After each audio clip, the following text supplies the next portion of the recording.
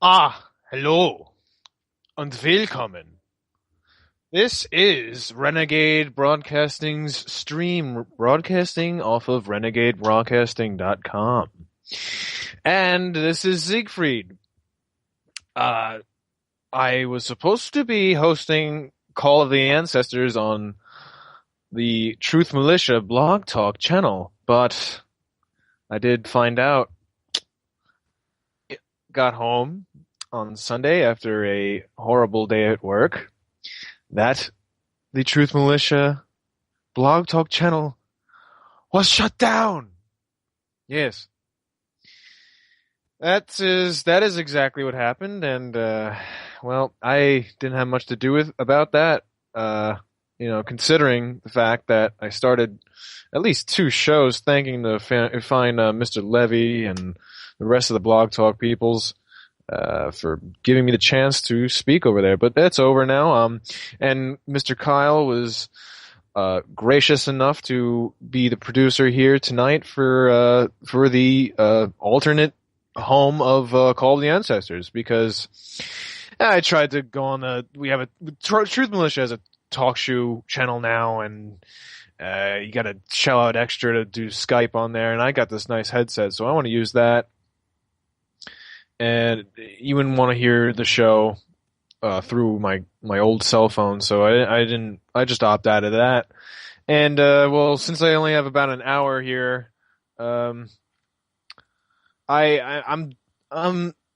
wanted to give the chatters the opportunity to choose what happens tonight.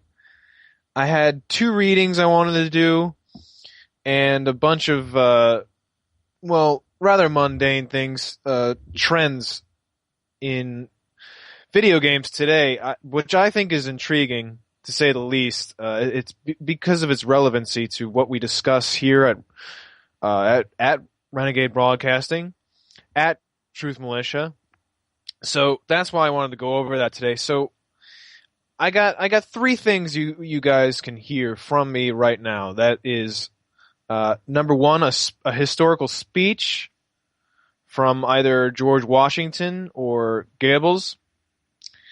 Number 2, I think I got a fiddle piece under my belt. I might make a few mistakes. I could play that right over the air live for you right now.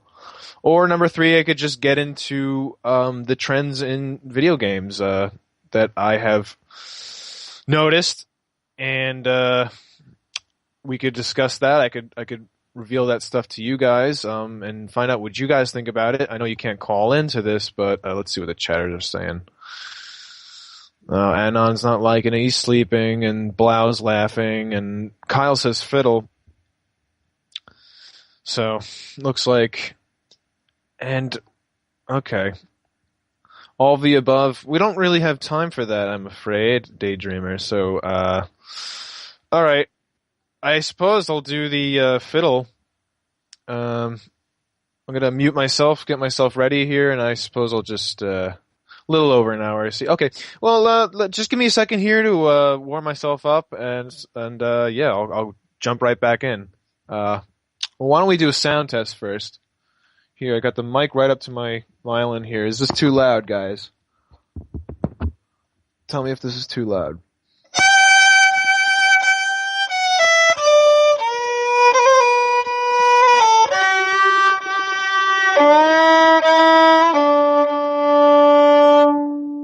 Was that too loud? Was the stream overwhelmed? That's okay. Kyle, what do you think? Sounds good. All right. Well, I suppose I'll just jump right into it. This is Jenny Nettles and the Moulin Dew.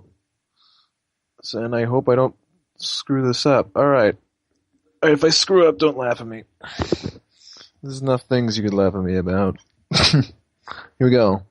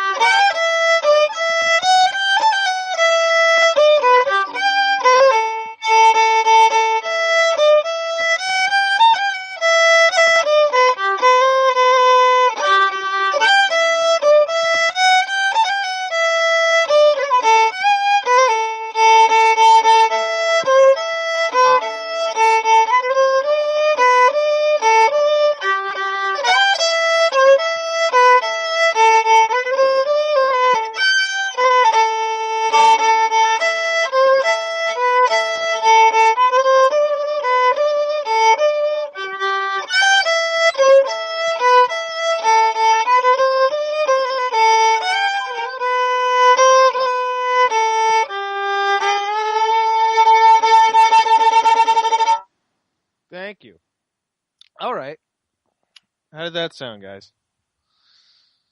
I know I don't have a drop of Celtic blood in me, but you know, I had fun playing that. I hope you guys liked it. Let's see. Very pleasant, Daydreamer says. Nice, thanks. Good stuff. All right, thanks, guys. Well, I could play more. No, no. You guys want to hear me talk or what? I mean, I barely talked, other than my, Revolutionary Power Hour. I mean, Robbie's Revolutionary Power Hour. Yes, Robbie Legend. Robbie Legend, a half Jew, born, from his father, Henri Lechaude, who is a French Canadian, and his mother Helena Lecoude.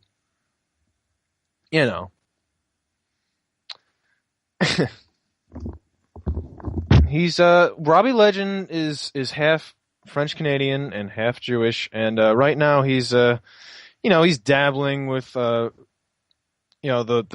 Zionist right now. But one of these days he's just gonna go full speed ahead at the leftist side, and he's just gonna inch his way up the ranks of the Communist Party, and then be able to broadcast live from Berkeley, California, and tell all you guys how evil Jonestown is, and how evil Harold Covington is, and how evil Dr. William Pierce was. Yeah, I chose French Canadian just because it's Zapopper. I'm not calling Zapopper a communist in any way. Yeah, so that was my Kyle actually played the commercials that I don't know who uploaded this, but someone did. I guess a fan. Someone uploaded some of the commercials I created for Robbie Legend's Revolutionary Power Hour on YouTube, and that's what Kai was playing in the beginning, if you guys weren't aware of that. Yeah, Trotsky Burger, White Race Recreational Center, and King Tut College. That's the kind of future we really do have. That's what I was trying to stress at the end of my satire show there, because it's the programming isn't as ridiculous as it can be, as crazy as that sounds. On Truth Militia, and I think people who probably broke it, or at least broke it, that was the most famous at first, seems like is a Kurt Nimmo from over at InfoWares. Showed this clip of that lady, the creepy communist, blabbering communist from MSNBC.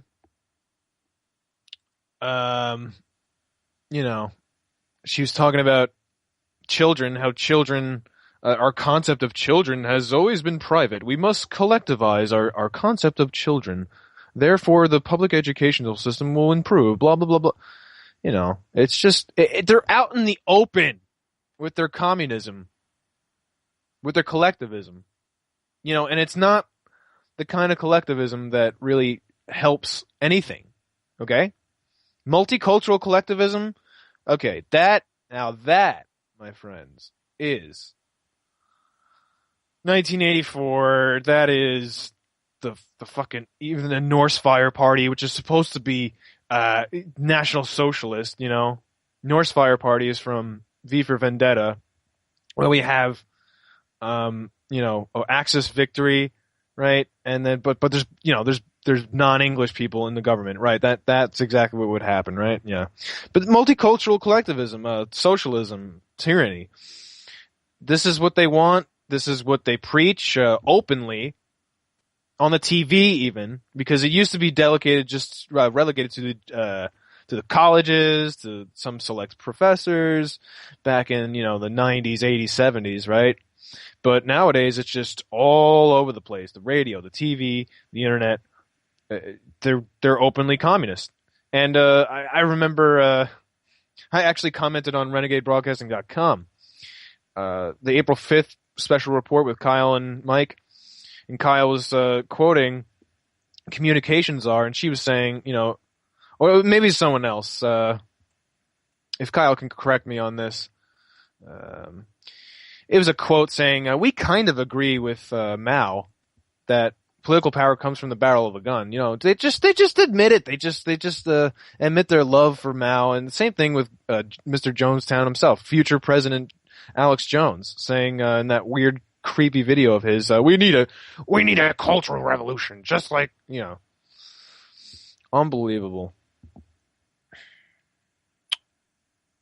We have the chatters discussing the King Tut's curriculum. Yeah, Papa Cap 101. We got Ebonics 101. You got to take that. I mean, I didn't even fill in the details of what the rest of the world or what really the historical events that led up to that May 1st show, right? There was a civil war in 2015. The Northwest front was squashed and put into a big reservation. The reservation reaches from Oregon and Washington all the way down through Idaho, Montana, down into Oklahoma. And Oklahoma is the capital state of the White Reservation. So that's where the White Race Recreational Center is. And that's just a tidbit, you know. We had the secession movement in Texas. That's how Alex Jones founded Jonestown. Jesse Ventura was in his cabinet as a defense minister, all that stuff, you know. I mean, I could do a whole post on that on the blog. I'll give you a fake map and everything, but I'm digressing from what I wanted to really talk about today. Now, I put something up on Alternative Social, and it was my idea for, you know, I'm sure people have suggested such this in the past, even back so far as 60s, 70s. But you know, I firmly believe that. I mean, think of all the federal programs we have that are really wasteful. And say a Ron Paul type person gets their way and cuts all that, you know, what are you going to replace it with? Well, I have an idea, and that idea is a series of transcontinental communes for, well, young white people my age, a little older, a little younger, who have no jobs, no job experience. They don't have any job experience because they can't get jobs because their degrees are worthless, or they can't get a degree, they refuse to go to college or whatever. You know, we have disillusioned people in the suburbs, in the cities, like me. That's who I'm describing right now. Then we also have the disillusioned people in the countryside who are just sick of the, you know, Bible Belt Christian bullshit of their parents, of their neighbors, even if they are as young as they are. They're fed up with it. They want to live somewhere else with like-minded people, like the people listening to this very program right now. Or, you know, I don't want to call it a program. It's a show. It's a show. Okay? And that was, I'm getting a correction from Kyle. That was Ron Bloom, manufacturing czar. I'm sorry. Yeah. Unbelievable quote there. So, yeah, I believe we should have white American youth communes, pool your resources, get a bunch of professionally trained people to be the schoolmasters of the commune, to be the urban planners if needed, the doctors, legal representatives, and then you have a whole swath of people with farming experience, with skills in carpentry and auto repair. You know, plumbing. We have all these people. Okay? And in our generation is massive. And many of them are still disillusioned. They still buy the Hollywood bullshit. They don't understand that Hollywood is in with the establishment. The establishment is quote unquote pro gay marriage and pro this and that. They don't even realize it. They're so stupid. They're so lost in the program, and they still discuss their goddamn little TV shows like little children. It's so fucking pathetic. It really is. I'm really getting sick of it. I'm gonna get an ulcer here. It's bad. I must reiterate how bad it really is. That people my age still bought off by Hollywood, and they do not realize it is the establishment. That is the establishment. Even as hip and cool as Quentin Tarantino is, or that fucking movie with the fat guy who looks like Alex Jones and the little girl like shooting people to death, like, they don't even. I mean, tell one of your ancestors. Let's speak about the ancestors for 1 second here. You summon back one of them, you beckon them forth, even one that was, around for the 40s, the modern era with all these electricities and everything. Why don't you try and explain to them that almost the entirety of this current generation respects and thinks is cute and funny a film about murder, about mass murder, serial murder. Driving around and killing people. That's as far as I know what the movie's plot is about. Why don't you go tell that to one of your ancestors? See what they think of our generation as a whole. And I mean, that's just one thing that you could tell them about our generation. Then you could tell them about all the gender role switching that's been going on. And we all know who loves that type of stuff, who loves flipping things on their fucking hind, on their head, making things all topsy-turvy. Who in the world would like such a world? I don't know. I guess the chat room's gonna have to figure that one out. We got a half hour left. Why don't we play American Fascism, Kyle? How's that sound? Yeehaw! Yeah. Those are some good old patriots from the past. I played that sound clip on Call the Ancestors before. That was starting with Huey Long, and then we got, who else was in there? Father Coughlin, George Lincoln Rockwell, H.P. Lovecraft, And, that's you can just look up the phrase American Fascism. It's been re-uploaded and uploaded a couple of times, by a Russian user name. That's the version I know of. So yeah, just look up the phrase American Fascism and then, you'll find it. But I'm not referring to the Aaron Russo movie. No.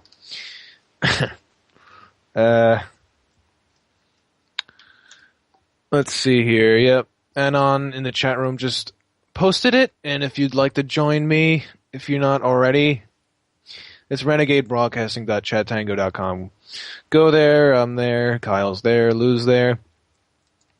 It's a grand old time. We got about a half hour left here. Why don't I jump into, the more modern thing I wanted to talk about today, because, really other stuff I really had planned other than my own little 2 cents on what I think the solution is to the problems of right now.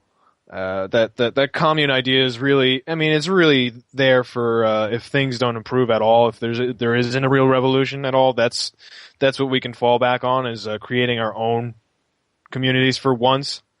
Not having to sit here and go, oh, why are people so stupid? Oh, why don't they get it? Like, I'm sick of that.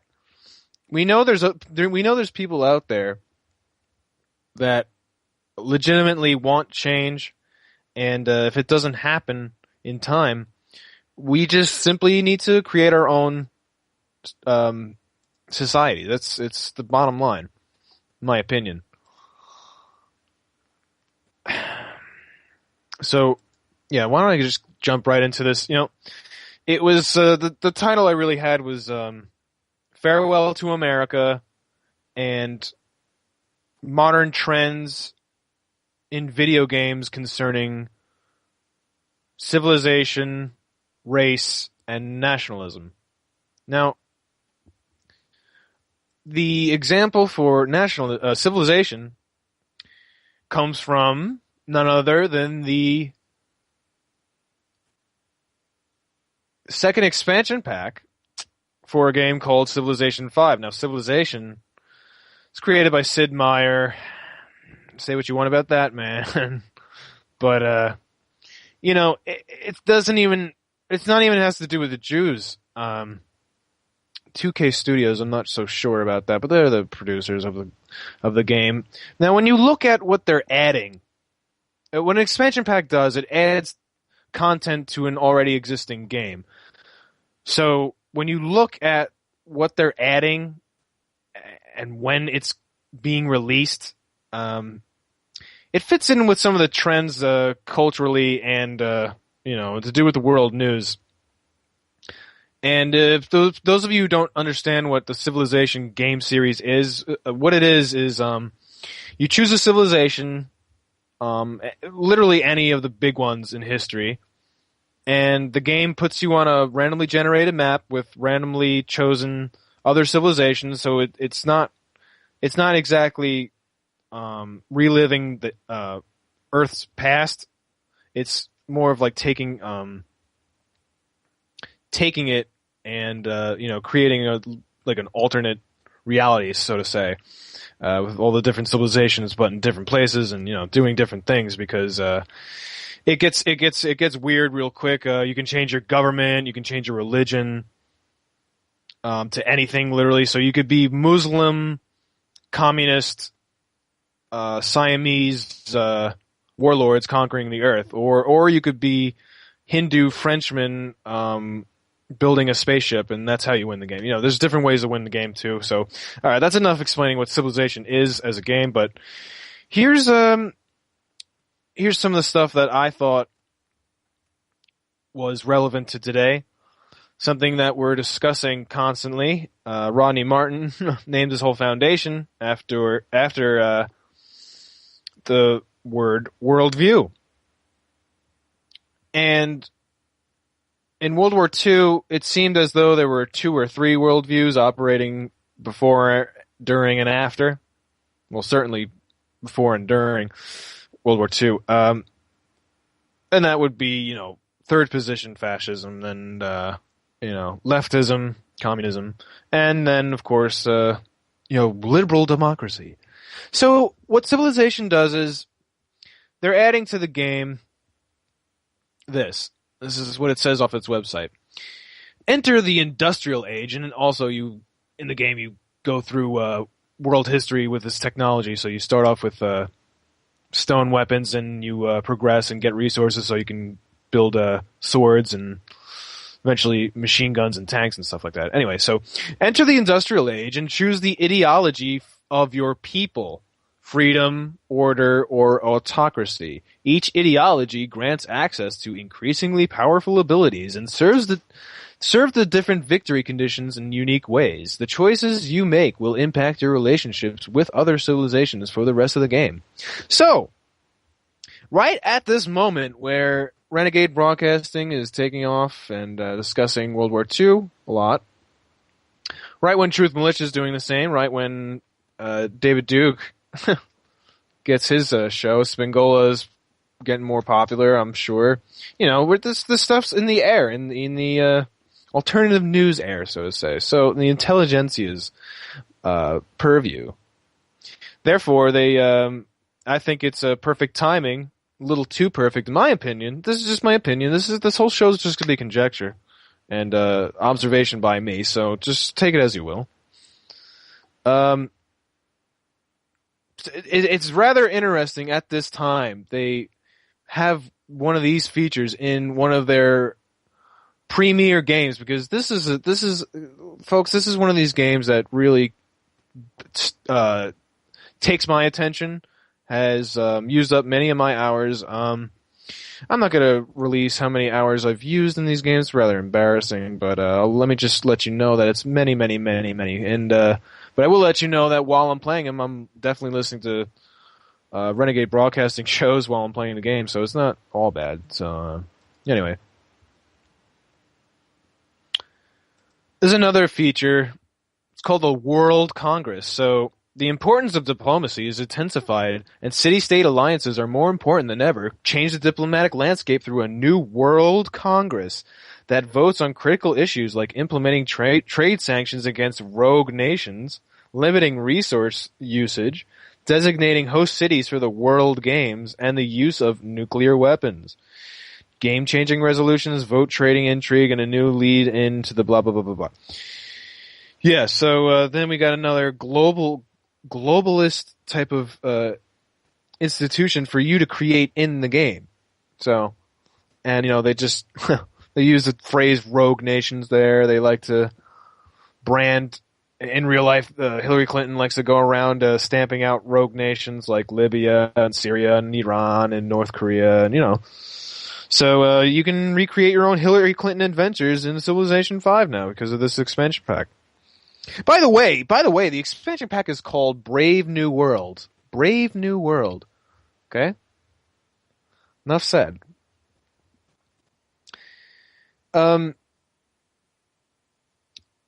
Another interesting factoid about this. What you have in the game too is wonders that you can build and get a lot of points for your civilization. And a wonder can be any great structure, basically, throughout history. So that's Notre Dame, Sistine Chapel, Great Wall, Great Library, Great Lighthouse. What else? It's probably the Gates of Ishtar, the Brandenburg Gate, Big Ben, Stonehenge, the Kremlin, all these things, like all these well-known structures throughout the world. Those are wonders in the game, and they add to the game the Parthenon, so one of the most famous of all time, and it's Greek, and we all know what's going on in Greece right now. Broadway, and we all know who had the Super Bowl, a few months ago. The Globe Theatre in London, a city today that is less English than the state of Maine. And they're also adding the Uffizi Gallery, which is one of the most unsung collection of art in the world, in my opinion. So they're adding all these things, I think, that I see as connecting to world events at large, or perhaps future world events. And here's the thing that really, really got me to read this to you guys tonight. Okay?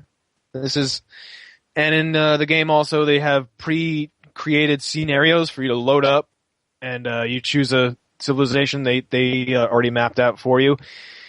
An example of a scenario would be, I don't know, the War of the Roses. You can play as either house, right? They usually pick a historical place and make a scenario out of that. The two of them they're adding to the game, okay? And it's very relevant in my opinion. You can take it as you will again, right? Number one is the American Civil War. Fight the war between the states from either the Union or Confederate side, as you focus on the critical Eastern theater of operations between the capital cities of Richmond and Washington. Okay?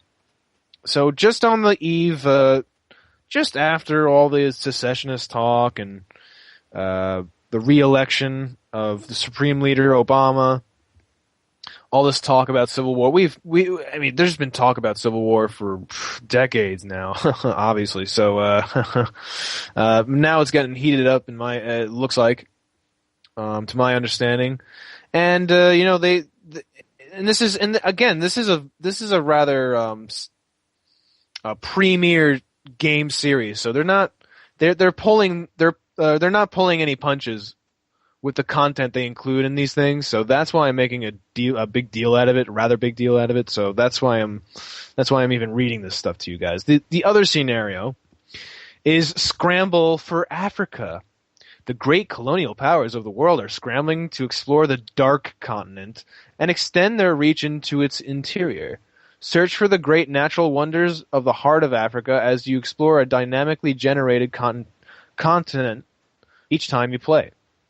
So, there you have it. You have imperialism and civil war in the United States proper. Doesn't it just say it all?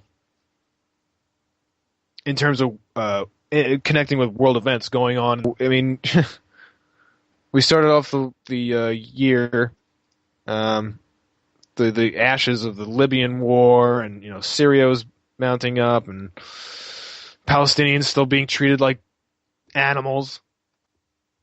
You know, it's just the imperialist attitude of the unwitting Obama supporters and the idiots who think we have to stop Islamofascism and all this. I think it connects with this stuff, and I don't know. Call me crazy, whatever you want to call me.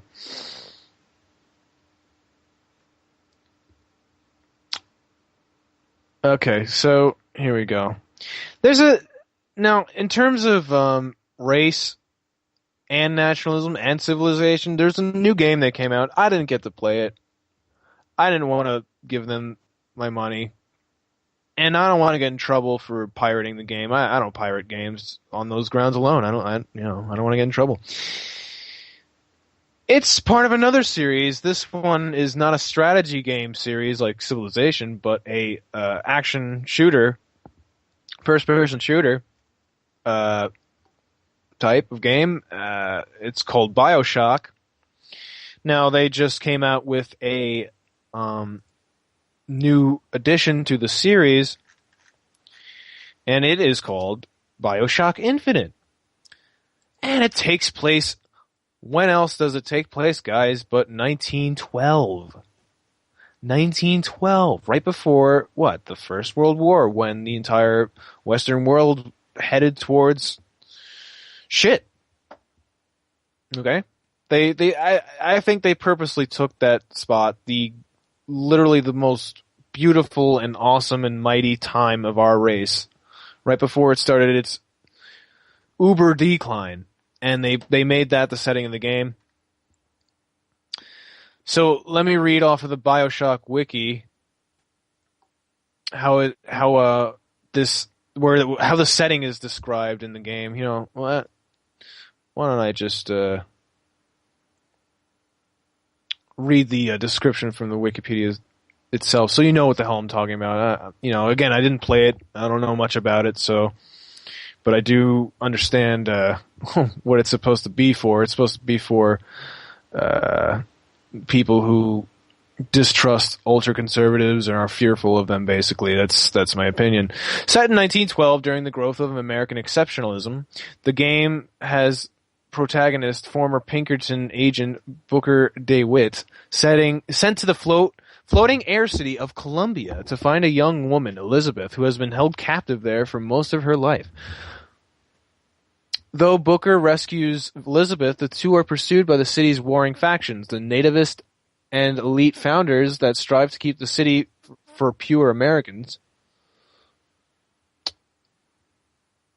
and the Vox Populi, a rebel grouping representing the common people. Okay? So they give you left and right there, the red and the blue. These two groups are chasing you guys, so that's what happens in this game. Let's see. Why don't we read the... I'm getting a little feedback here. What the fuck's going on? Alright, it's gone.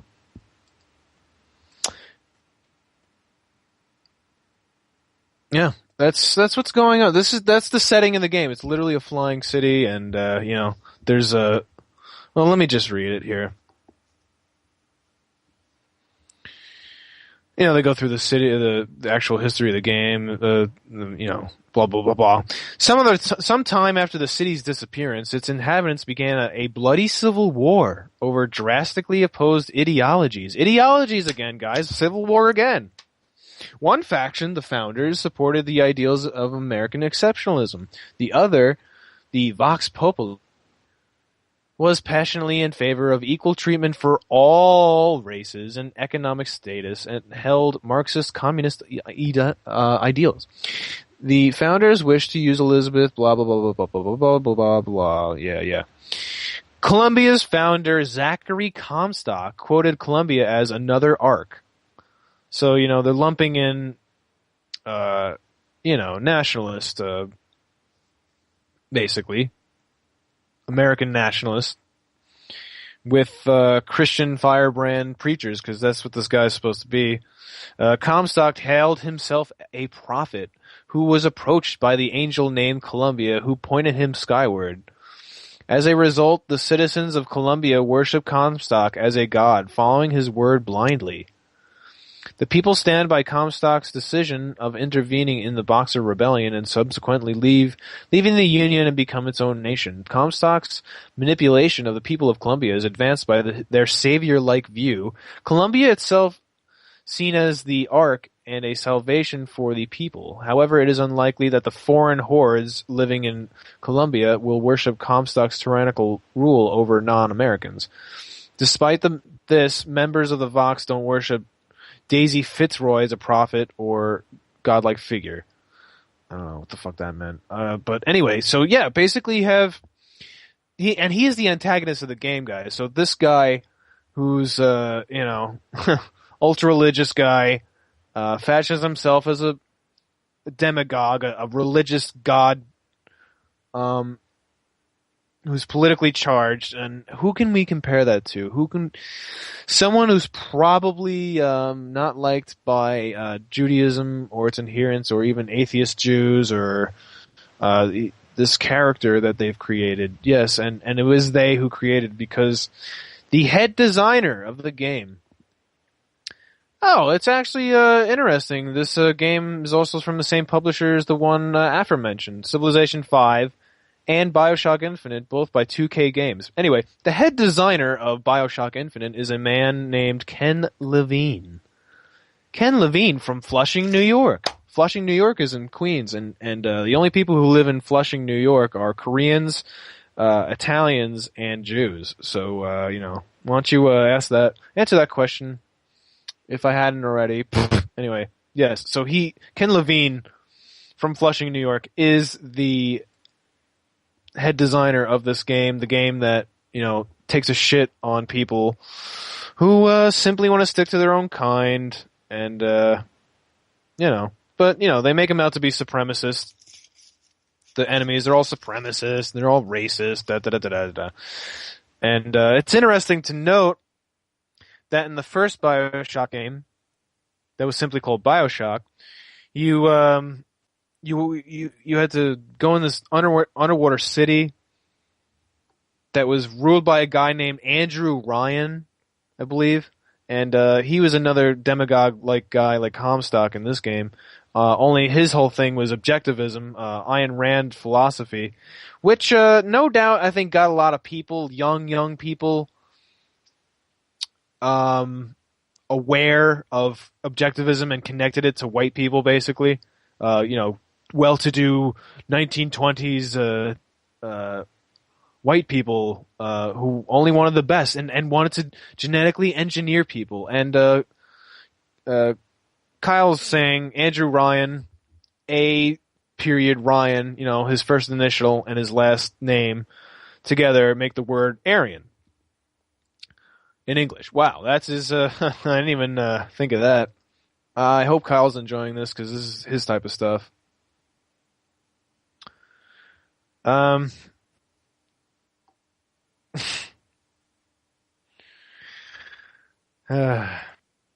are the two ones I wanted to go over for now. Well, I guess, Kyle, if you're listening, I guess I'll go over one last game. And then you'll play me out with the Bach. So let me talk about the last game I wanted to talk about this evening. This will be it, because I can't get any callers, and let's see here. Damn it. Okay. Well, you have another series of games, and these are called the Elder Scrolls. And this is one of these fantasy games, but here you play as a single character. You completely create the character. You choose a race, and it's a completely fictional world, so it doesn't take place on Earth at all, like the other ones I just mentioned. So you have human races. There's a Africanoid, Negroid race called the Red Guards, and then you have a sort of like Celtic magical race called the Bretons, then the Germanic race known as the Nords, and then also the Italic Greco-Roman race known as the Imperials. So those are the human races in the game series. You also have 3 races of elves, a race of lizard people, and a race of cat people. So this is the choices you get to pick from when creating a character in the Elder Scrolls game. Now, the one I wanted to talk about was the latest one, and this one's known as Elder Scrolls V Skyrim, and it takes place in that Nordic race's homeland of Skyrim. Now, what's interesting about this game is 2 things. One is a symbolic thing. You have a growing trend in the media is the ancient alien stuff. That's this is the time period when they start pushing that stuff. Not pushing it, but they've been pushing it for years, and I've known about it for years, and now everyone knows about it because it's on goddamn Hitler Channel, And that stuff shows up in the Elder Scrolls V Skyrim with the addition of the dragons, who have their own language and who are much older than us, and you gotta fight them and all this, and connects with the whole truther narrative of we gotta fight the reptilians. The reptilians are controlling everything. They're all older than us, and blah blah blah blah blah blah blah. So so that's one thing I wanted to say about Skyrim and current trends. Another thing, which I think is even more important, is the game's storyline. Now, you start the game off in a prison carriage, and in the carriage with you is a leader of the rebellion. It's an ethnic rebellion, only Nords in this rebellion, who are trying to take Skyrim back for the Nords, okay? Because in the game's history before that, this giant human empire stationed out of the Imperial's homeland took over the rest of the continent, including Skyrim, so basically the Nords are trying to shrug them off, right? So you got the red and the blue in that game, literally the red and the blue. The blue team is the rebels, and the red team is the Imperials. So you get to choose a side. You can not choose a side. It's up to you. The whole game's up to you. But nevertheless, it's included in the game. So yeah, it's an ethnic thing. There's a lot of dialogue in the game. Ramsey Paul actually had a video about this, so I'm not the first to talk about this. You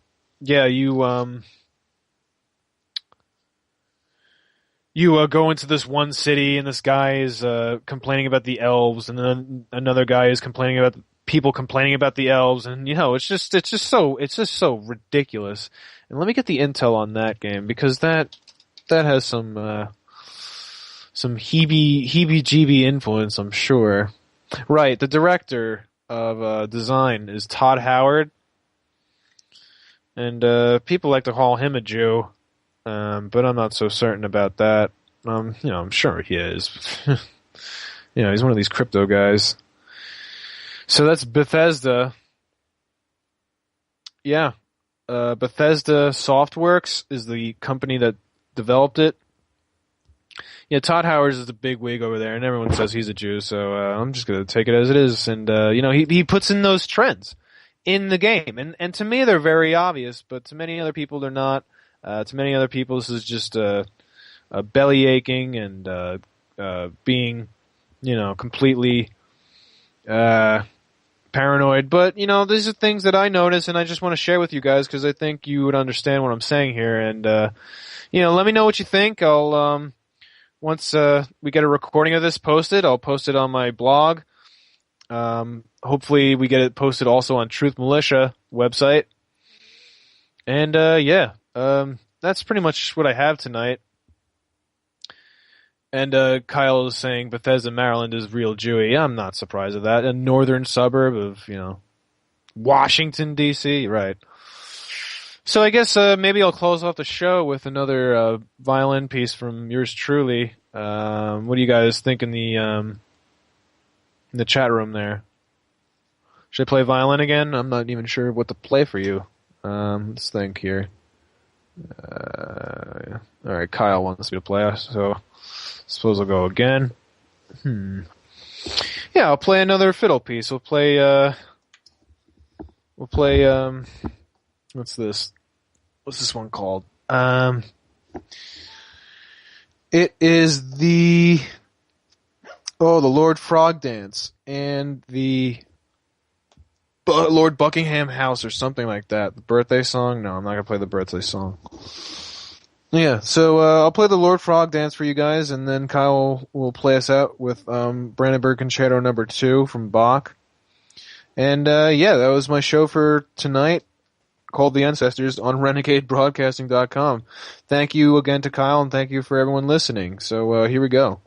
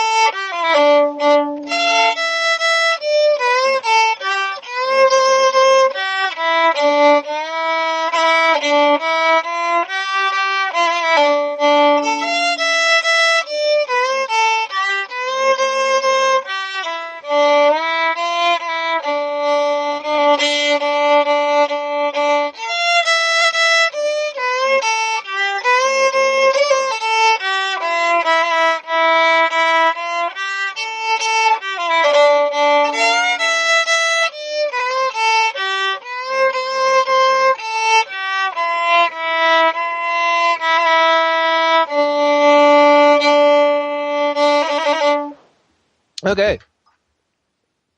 Thank you.